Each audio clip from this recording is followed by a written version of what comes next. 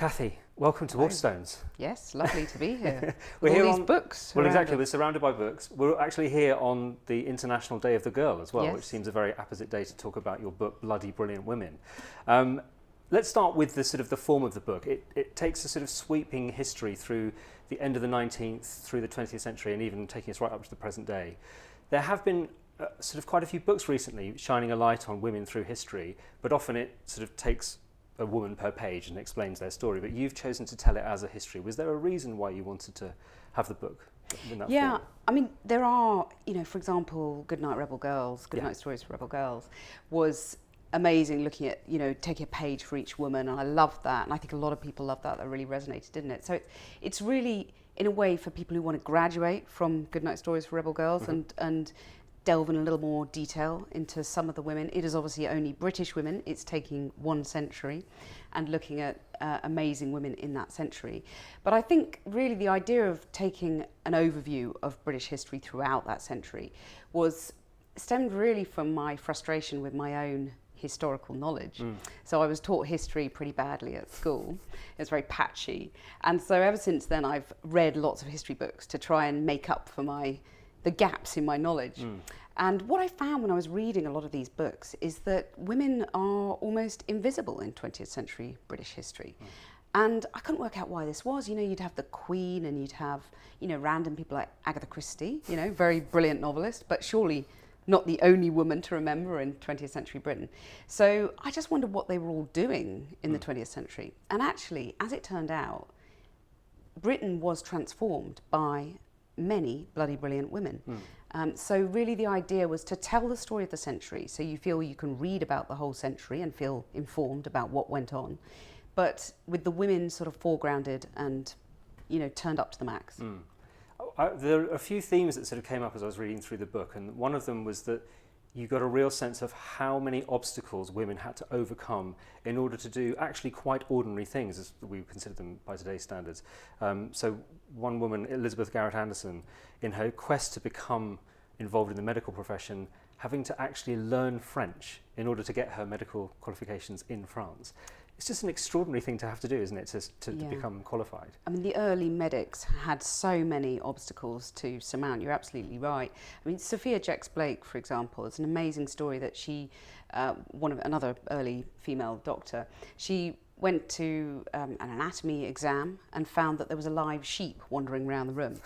And this had apparently been let loose by the blokes on her course to make the not very subtle point that she had as much business being in anatomy as a live sheep did. And you could just imagine how daunting would that be when you're desperately trying to prove yourself and prove your worth, that everything, there were fireworks attached to the female students' doors really quite dangerous, to be honest, and they had abuse hurled at them, and yet they prevailed and have gone down in history, or should go down in history.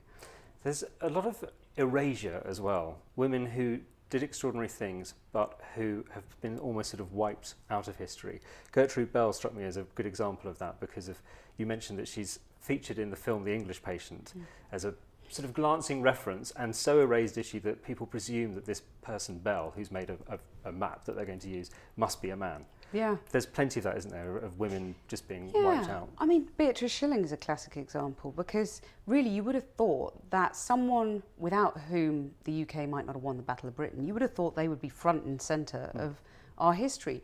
And yet Beatrice Schilling, yes, there's a pub named after her in Hampshire, but that is about the size of it, and she's not a household name up and down the country as she should be.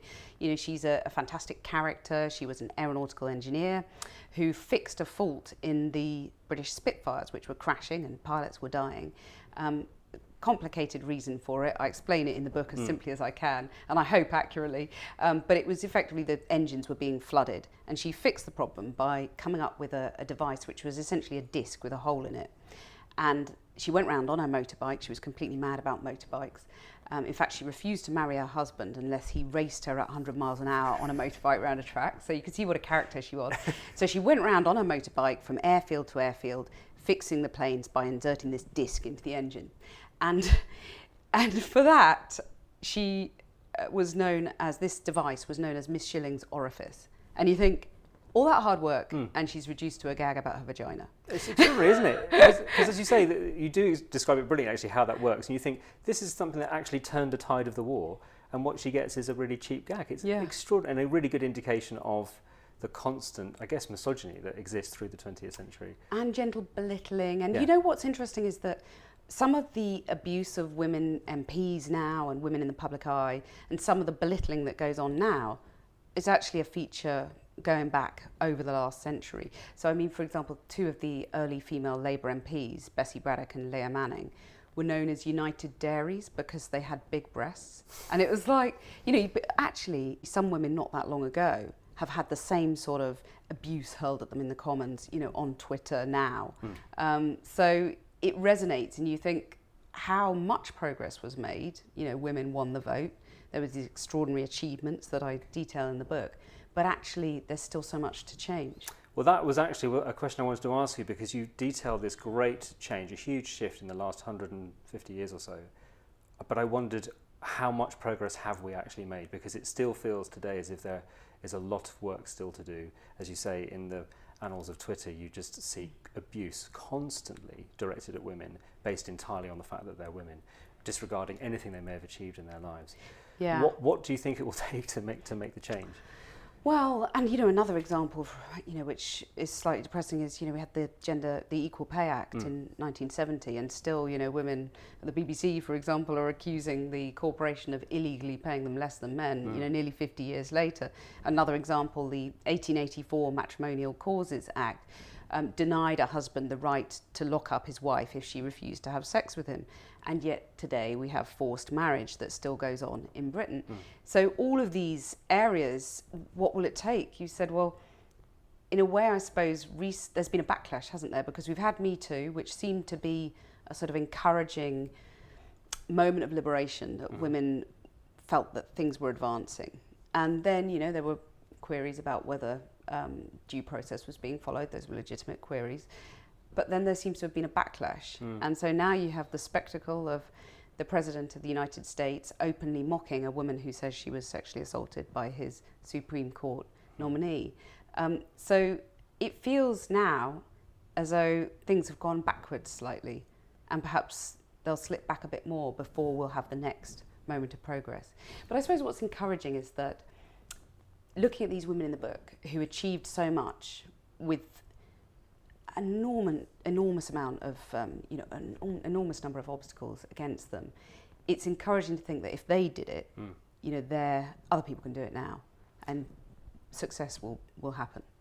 I was at an event recently with Yuval Noah Harari and Natalie Portman, and the spectre of Me Too was raised, and he said that we don't really know why it is that the female of the species, when it's humans, have been so successfully subjugated by the male of the species for so long, and that actually there's been this huge change in the last 100 years or so for women.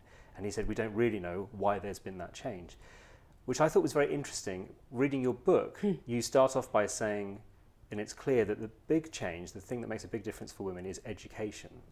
And as you say, at the moment, if we're going to make more progress, it feels that what is needed is for people to see what is happening in the world in order to kind of go, that doesn't seem right. Do you think it is education that makes the biggest difference for women? Well, a little facetious point in response to Yuval Noah Harari, who is one of my great heroes of the moment, by the way. But in 800, women actually had more rights than in 1800. So you could say the French took things backwards, right? When they invaded. But no, seriously, I think you're absolutely right. Education is the key. But I also think it's educating young men as well as young women, because I think Emma Watson's campaign, the actor Emma Watson, her campaign, He for She, you can't reduce inequality unless the guys get on board too. And I think that's really important. I think it's really important that it's not seen as a divisive movement, that it's not men against women. It is something that like-minded people have to come together and challenge injustices and inequality. Even not so young men can benefit from reading your book as well, because I genuinely found it really educational. I learned about these women I'd never heard of, but it also, given that span of history, it shows you everything in context, and you can sort of see the development. So, Cathy, thank you so much for the book, and thank you so much for coming in to tell us a bit more about it. Thanks for having me.